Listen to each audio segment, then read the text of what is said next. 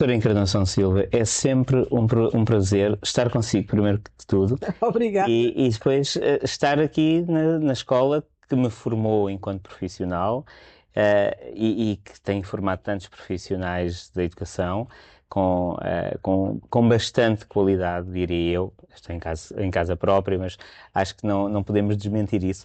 E claro está que estamos aqui para mais um 15 minutos e um café. E tenho que dizer, na sequência de um magnífico episódio. 15 minutos e um café. Dois convidados, um tempo limitado, um café e reflexões livres sobre práticas, teorias e pedagogias em forma de conversa.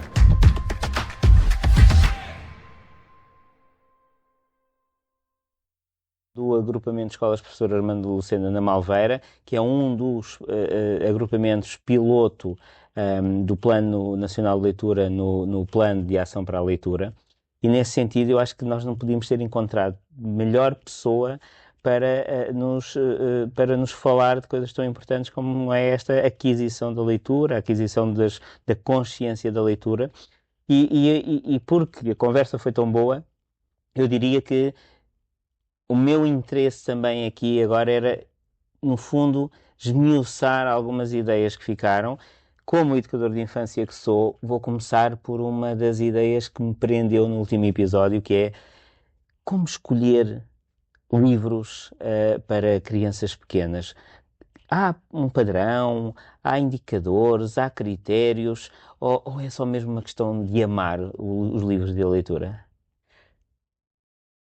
Primeiro, obrigada pelo interesse e obrigada também por me estar. Obrigada, não, porque estava a fazer sentir tanta responsabilidade que eu tenho medo de não corresponder a isso. Não, Mas eu eu vou acho que tentar. é. E essa resposta é uma resposta que não é de. É uma pergunta que não é de resposta fácil. Mas vamos tentar. Bom, há critérios que são critérios de natureza geral e que nós temos mesmo que ter em conta na escolha de qualquer livro. O primeiro critério não pode deixar de ser a qualidade. E a qualidade tem a ver com a qualidade linguística, com a qualidade do conteúdo, com a qualidade do vocabulário que é utilizado e com a qualidade da ilustração, sobretudo para as crianças mais jovens, e então, tratando-se do pré-escolar, a ilustração está presente, tem tanta importância como tem o próprio texto. Portanto, eu já vou retomar a questão da ilustração, mas, portanto, a questão da qualidade tem que estar sempre, temos que a ter sempre em conta. Depois há um critério que é fundamental e que para mim é quase uma palavra de ordem, que é a questão da diversidade.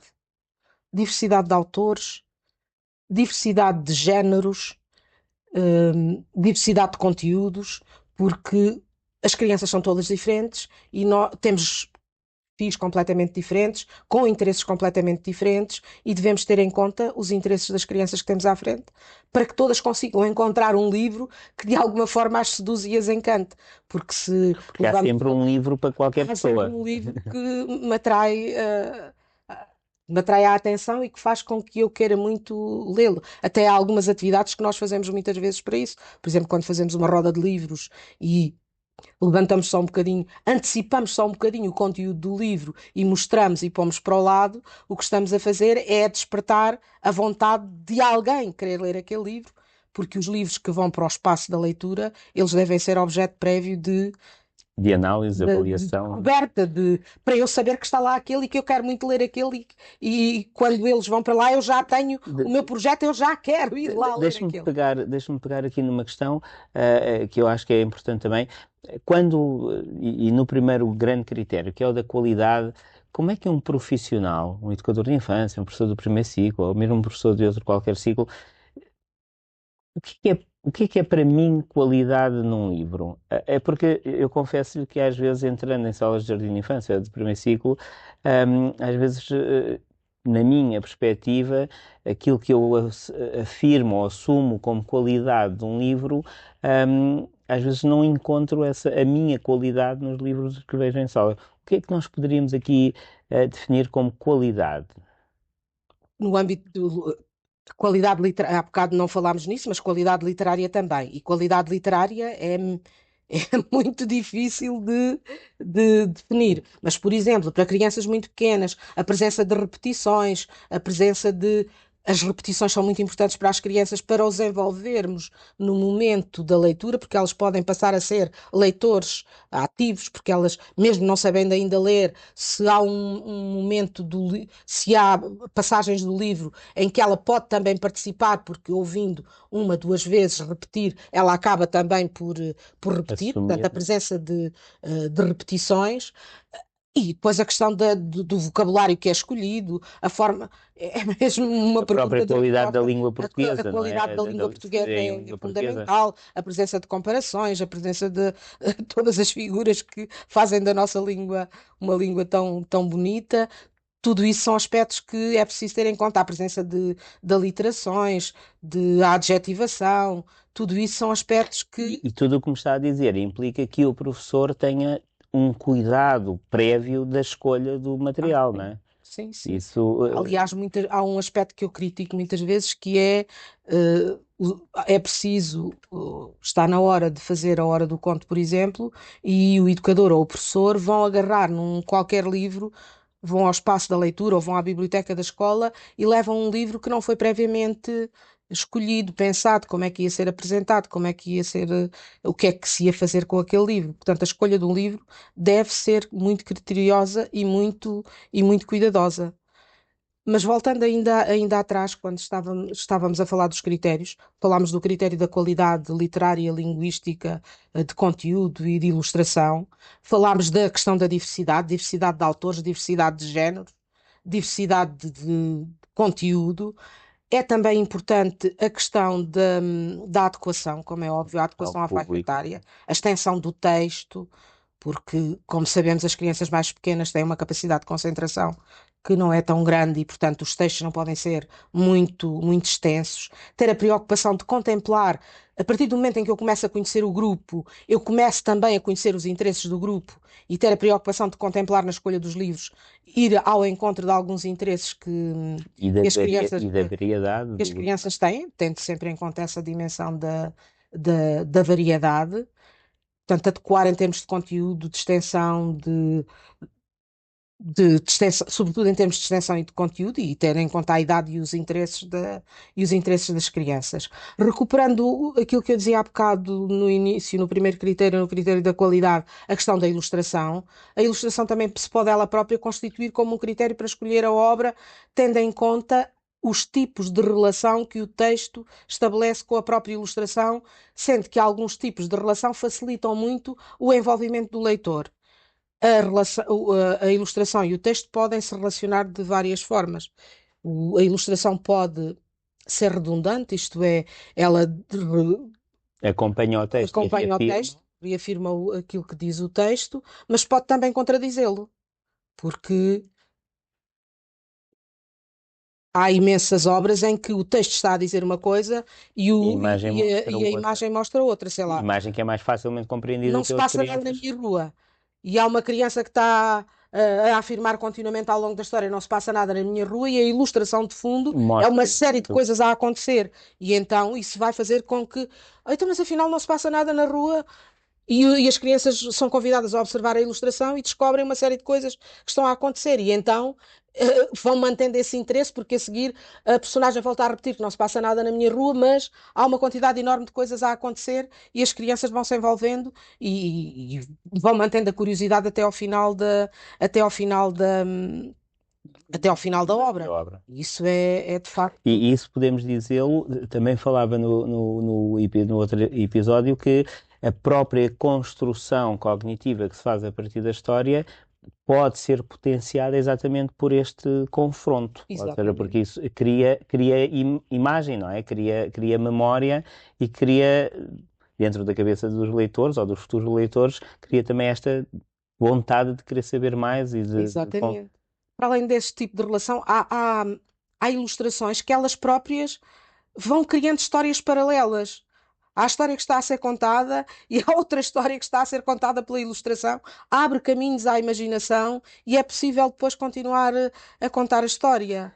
Deixa-me, já agora que falou nisto, hum, há uma coisa que me acompanha enquanto educador há muitos anos, e que nunca me senti capaz de o fazer em atividade letiva, que é acabar de ler uma história e pedir aos meninos e às meninas para interpretar aquela história, ou seja, quase na sequência da leitura da história, e é uma prática, diria eu, que até é muito comum. Diga-me, defenda-me ou Há não. um momento Defenda-me ou depois não. de acabar, Esta há o prática, esta depois de ouvir a prática história, deve haver um momento em que cada um, se quiser falar, pode fazê-lo. O professor pode lançar, o professor ou o educador pode lançar desafios aos alunos.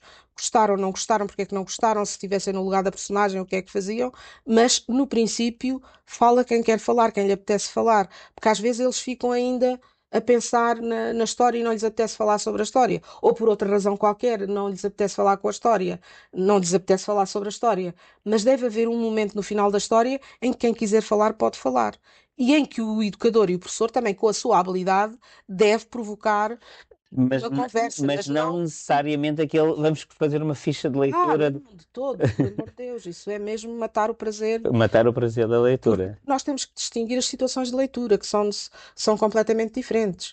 Uma coisa é o ler por prazer, e aí é ler para ouvir ler só pelo prazer de ler. Aliás, no antes de ouvir ler a história, eu devo logo dizer, nós vamos ler esta história e no final vamos só conversar um bocadinho sobre ela, ou vamos fazer um desenho, ou qualquer coisa. Se eu quero que o aluno faça qualquer coisa na sequência da leitura da história, eu tenho que lhe dar um objetivo. Neste caso, como estão a ouvir, não estão a ler, eu tenho que lhes dar um objetivo de escuta, que é para eles, durante a leitura da história, estarem atentos e recolherem aquilo que precisam para depois cumprirem o objetivo Mas de escuta no final. isso eu diria que fará mais sentido, talvez num nível mais avançado do leitor, sim, não necessariamente nas crianças os pequenas. objetivos de escuta que não podem ser perfeitamente adequados Sim, também às idades. às idades e podem ser objetivos de escuta muito, muito simples. Eu posso dizer para vocês, vou ler esta história e depois no fim vamos conversar um bocadinho sobre o que é que a personagem fez, o que é que Sim. vocês acham daquilo que a personagem fez num determinado momento da história, e qualquer criança é capaz de dar a sua opinião sobre o que é que aconteceu.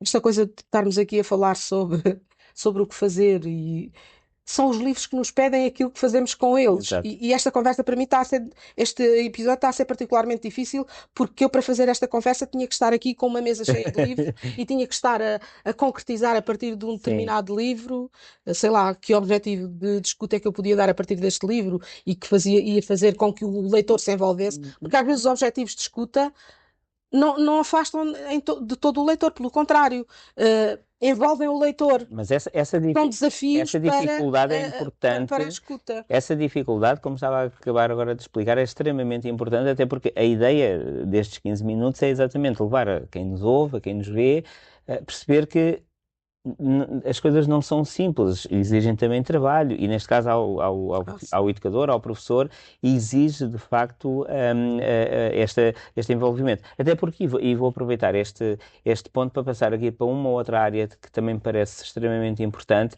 que é há o professor, há o educador que, em teoria e na prática, teve uma preparação, teve formação, fez exatamente esta adequação dos meios e das técnicas à sua intencionalidade educativa, mas temos as famílias também. E as famílias muitas das vezes não têm que ter, na realidade, esta preparação técnica, mas são fundamentais nesta perspectiva da aquisição da leitura e das competências leitoras, ou não? Claro. Eu considero que o envolvimento das famílias é de facto fundamental e que a escola deve tentar o mais possível envolver as famílias no percurso de aprendizagem de leitura das crianças, porque se a família não estiver sensibilizada, muitas vezes as famílias não estão sensibilizadas e cabe à escola também ter aí um papel de sensibilizar as famílias e de as envolver.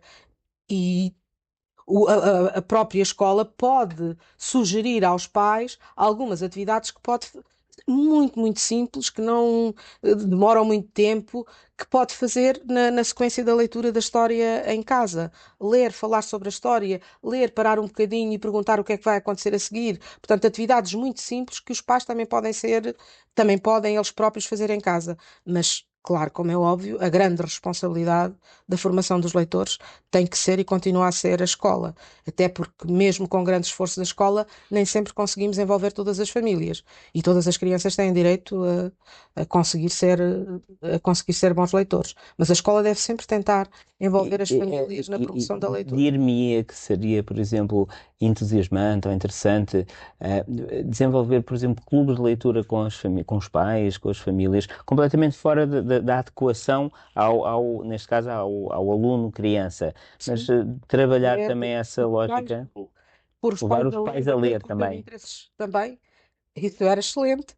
E é preciso que a escola tenha essa disponibilidade e as escolas que o tiverem, isso é ótimo, porque estão a dar um contributo para a sociedade, não só na educação dos seus filhos, como até na promoção de hábitos de leitura na população mais adulta. Isso é mesmo meritório e as escolas que o conseguirem fazer, acho que é um passo muito significativo e um bom contributo mesmo para que a nossa sociedade melhore em termos de competência de leitura e para que os níveis de literacia em Portugal melhorem. Deixe-me, nós começamos a conversar e o nosso tempo já voou.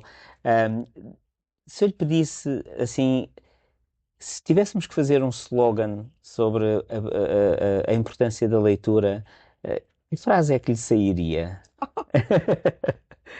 É um desafio difícil, eu sei. Não pensei sobre isso, há tanta coisa que... Mas o interessante é exatamente isto. Acho que não consigo Mas cumprir esse desafio porque vêm tantas coisas à cabeça. Sendo que a leitura é vendável, ou seja, se fôssemos assim umas pessoas do marketing, nós conseguiríamos vender a leitura. Então há projetos editoriais neste momento que são verdadeiras obras de arte. O próprio objeto de livro atualmente é uma obra de arte. Os pop-ups que nós temos são a leitura, sobretudo para os mais novos, e o Henrique referiu a questão do trabalho no pré-escolar. Há uma variedade. Os livros que têm uma dimensão artística, é quase uma experiência sensorial, a exploração daquelas obras. Há coisas lindíssimas. Mais uma vez, tenho muita pena de não ter aqui alguns exemplos para mostrar. Deixe-me já deixá-la convidada para o seguinte. Nós no agrupamento temos também uma outra dinâmica, além destes 15 minutos e um café. Nós temos... Vamos chamar-lhe, são duas dinâmicas cujo nome acaba por ser explícito também do que nós pretendemos. Estes 15 minutos e um café, neste modo podcast e videocast, nós temos uma coisa a que chamamos conversas pequenas sobre coisas grandes. Estas conversas pequenas sobre coisas grandes, no fundo, são uns encontros que nós fazemos mensalmente, dirigidos sobretudo às famílias. Convidamos as famílias a estar na escola. Às vezes, e desde o Covid, desde a pandemia, temos feito também algumas situações em videoconferência, mas preferimos o presencial. E deixar-lhe este convite. Uma conversa pequena sobre coisas grandes, dirigida às famílias e não apenas também aos nossos profissionais, mas como dizia agora, com livros à nossa frente. Vamos fazer uma coisa destas, eu acho que a professora vai aceitar no seu horário e calendário, vai aceitar, eu sei que sim, porque eu vou insistir. Mas agora deixe-me agradecer-lhe muito, muito, muito estas duas... Eu saio daqui completamente cheio, porque acaba por me responder a algumas questões mesmo muito pessoais e eu acho que isso é uma mais-valia para todos nós também. Muito obrigado, professora. Obrigada eu. Muito obrigado e eu tenho quase a certeza que daqui a uns tempos voltamos a fazer outra, porque acho que ficou tanta coisa por dizer que será importante dizer, mas eu sei que nós vamos voltar. Obrigado, professora Encarnação. E um prazer falar sobre leitura e um especial obrigado aqui à Escola Superior de Educação de Lisboa, que nos recebeu também na pessoa de Carla Rocha, que é a atual presidente. Muito obrigado também à AES e aqui ao Rui, que é a pessoa que é responsável pela biblioteca da AES. Muito obrigado.